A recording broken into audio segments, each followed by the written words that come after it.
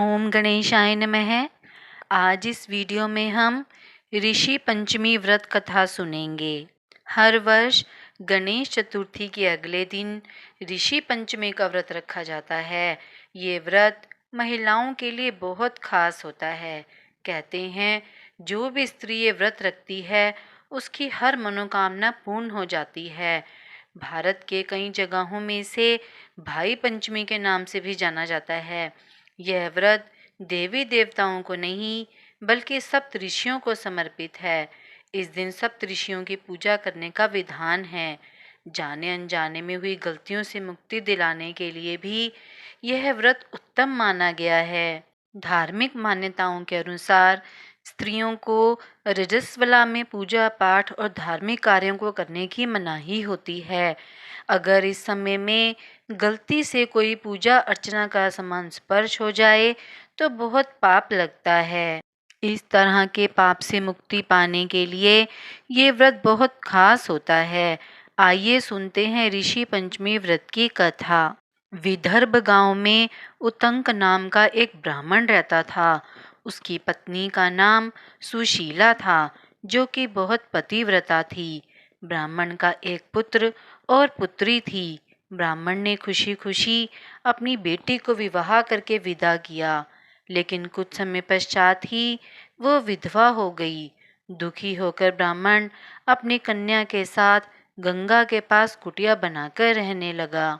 एक दिन वह कन्या सो रही थी और उसका सारा शरीर कीड़ों से भर गया। यह देखकर ब्राह्मण की पत्नी बहुत घबरा गई और सारी बात जाकर ब्राह्मण को बताई और कहने लगी, मेरी बेटी से ऐसी क्या गलती हो गई जो इसके साथ ऐसा हुआ।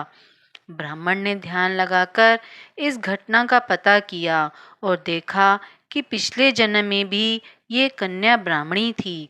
रजस्वला के समय में उसने बर्तन छू दिए थे, जिसकी वजह से उसके शरीर में कीड़े पड़ गए हैं। इस समस्या का समाधान पाने के लिए ब्राह्मण ने कहा कि इस पाप से मुक्ति पाने के लिए कन्या से ऋषि पंचमी का व्रत कराया जाए। पिता की आज्ञा से पुत्री ने ऐसा ही किया और कुछ समय बाद इस व्रत के कारण उसके जीवन के सारे दुख दर्द दूर हो गए। आइए सुनते हैं ऋषि पंचमी व्रत की पूजा विधि। इस दिन सुबह जल्दी उठकर नहा लें और मंदिर की सफाई करने के बाद सभी देवी देवताओं को गंगा जल से स्नान कराएं। मंदिर में सप्त ऋषियों की तस्वीर लगाएं और उनके सामने एक जल से भरा कलश रख लें। फिर सप्त ऋषियों की पूजा कर सबसे पहले उन्हें तिलक लगाएं, फिर धूप दीप दिखाकर पुष्प अर्पित करें। इसके बाद मिठाई का भोग लगाएं। सप्त ऋषियों से अपनी गलतियों के लिए माफ़ी मांगें और व्रत की कथा सुनने के बाद आरती करके सभी को प्रसाद वितरण करें। तो ये थी ऋषि पंचमी व्रत की कथा। अगर आप मेरे चैनल पर नए हैं और आपने मेरे चैनल को अभी तक सब्सक्राइब नहीं किया है तो आप मेरे चैनल को सब्सक्राइब करें ताकि आपको मेरी आने वाली वीडियो की नोटिफिकेशंस मिलती रहें। आप मेरी वीडियो को ज़्यादा से ज़्यादा लाइक और शेयर करें।